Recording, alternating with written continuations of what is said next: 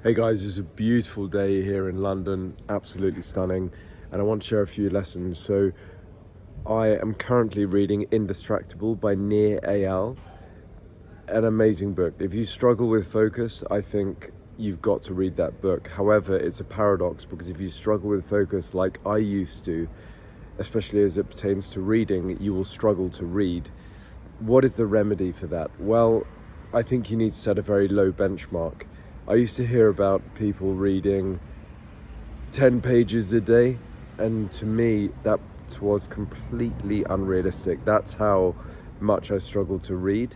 I could read one paragraph and get distracted for maybe 10-15 minutes straight, just stuck on one paragraph. How did I overcome that? A couple of things I did. Number one, I used to try and keep books pristine. The cover, how I put them in my bag, everything. Now I don't treat books like that. To me, I write all over the books, and I have a special way of annotating the books, a note-taking system which I've been refining over 12 years, and I've got it, I would say, a pretty good system now. So when I see a book now that's annotated and I've written all over it, I normally use a pencil so I can rub out the mistakes. To me, that's a well-read book. And the reason that's so good is because I can go back to the book once I've read it, and I can go straight to the important pages because of the system I use. Let me know if you want me to put a video on how I annotate my books. I can probably summarize it in 3 minutes. I think it's really good. So yeah, Indistractable, Nir Eyal, reading gets better. How did I overcome not being able to read even one paragraph? I developed this system where I would be actively reading. I would use a tracer. Visual tracer is important. Remove all distraction, put your phone away. Like if you can visibly see your phone, in Indistractable, Nir talks about this. Even if the phone is face down, it still lowers your ability to focus. And that's how addictive these things are. So physically put your phone away, and then I set the bar at, I think I started at literally one page. I would sit and I would say, come on, read one page. Then I got to two, then I was on 5 pages for like 5 pages a day for a few years. People might be watching this and thinking, what's wrong with this guy? I don't think it's that much I think it's a fairly common problem. A lot of people struggle to read these days and focus. Then I set the bar for about a year, I would say the previous 18 months until about 3 weeks ago. I set the bar at 10 pages a day, but occasionally I'll drop back to 5 pages a day and just call that a win. You have to celebrate the victories as you go, as I've spoken about in my other videos. Otherwise you start to associate pain with trying, and that's bad because you need to try to get better. So if trying is painful, it motivates you away from trying and you don't get better. Charles Duhigg, The Power of Habit, credit him for that. It's called a neuro association. So you have to, even if you read 5 pages or if you start on 1 page, you must celebrate that victory. So about 2 weeks ago, when I came back from that break I had in Turkey, I was very fortunate. That first day after I came back, I read, I think 48 or 58 pages, I can't remember now, in one sitting. To me, that is unheard of. Now, how did I do that to reverse engineer it? I had a period of relaxation. Definitely, if you feel yourself just grinding down, see if you can get away to the countryside. I spoke about that as well in my Turkey video. Even if it means just taking a tent and literally being in the hills for a few days, on a camping website. Anyway, I digress. Just, you might need to get away from it. So yeah, I read 58 pages. I think it was 58 pages in one day. I was relaxed, my mind was free. And here is the key thing. I got this from Release Your Brakes by James Newman, the book that Dan Pena, the billion or trillion dollar man, insists that all of his coachees read before he will coach them. Release Your Brakes by James Newman.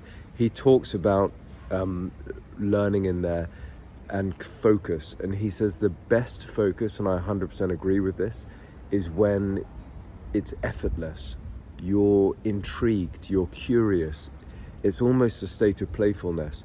I was approaching my reading as like grit, I'm going to force myself to do this, like approaching a set of 10 by 10 back squats, German volume training style. Let's do this hard. I used to do a lot of martial art, hard is better, hard training. And no, I don't believe in that. I think the best focus is flow. Think about a movie where you're just so engrossed in it, you're enjoying it. And so now with Indistractable, I've been reading 20 to 30 pages a day. It's like a landmark shift. So again, to just summarize this video, how have I done that? I just tried as much as I could to celebrate all progress, even when I was on 1 page a day. I developed a note-taking system. I never just read a book without marking or putting a big circle around something that really hit me. I write all over the book. See if you can find a way to turn that task you're doing into a challenge, to gamify it. It massively improves your performance. You've got to believe you can focus. There's research to show that. As cliche as that sounds, remove all distractions, and you've got to schedule time each day. So my routine every day is I get up, I have a green powder drink. I can do a video on my routine if you, let me know if you want me to do a video on how I annotate my books or my morning routine, and I'll try and do a proper edit rather than one of these talking head videos. This is really for me as much as anything, just I'm documenting my journey, and this is a big jump for me. To go from 10 pages a day to 25 that's a book every 2 weeks at that pace. So like my morning routine, I have a greens powder, I do 2 minutes of mobility, a very quick drill to open up my spine and my hips, and then I jump straight into a cold shower until my electric toothbrush timer runs out. It's about 3 minutes. Get washed with hot water. Then I sit down, I do mindfulness, and I pray, and I read something. At the minute, I'm actually reading through the Bible, and you've got to start it in the New Testament. Let's say Gospel of John. It's a lot of very esteemed, bright people I know are reading through the Bible at the minute, so I respect that. I read a chapter of that. Then I'll say a prayer.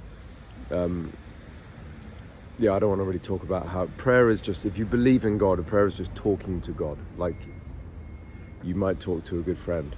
I don't believe you need to use all fancy language and whatever, or go to some special place to do that. No.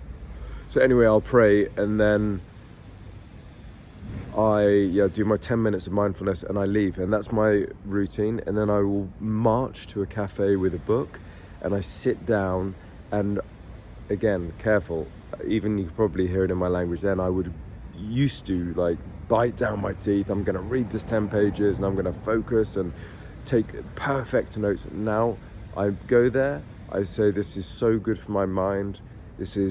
I'm getting better. I'm more playful with it. Let's play a game here.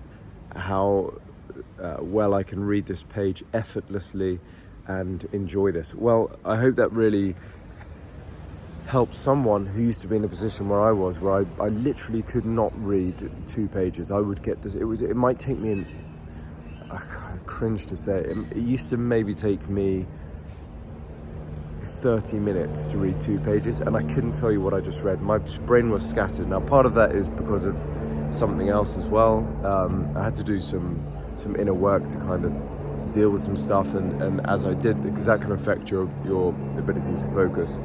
Did I have ADHD? I don't know. I wouldn't want to put a label on it. Once you label something, it gains power. So I hope this helps someone. You can get better if you can gamify it, enjoy the process, celebrate all small wins. What else can I share? The importance of the importance of self-image from that book, Psycho-Cybernetics. I think I'm going to have to go back through that book and read my notes again. Crucially important, the importance of self-image, how you see yourself. Well, that requires work, and that's another video. Fun work. Have a great day, guys. And today my focus, I'm working on building my brand. It's on another channel, something else I do. This is kind of like a behind the scenes, I guess. It's my favorite muse in London. I dream to own a house down here one day, or around the corner somewhere. Have a fantastic day. Speak soon.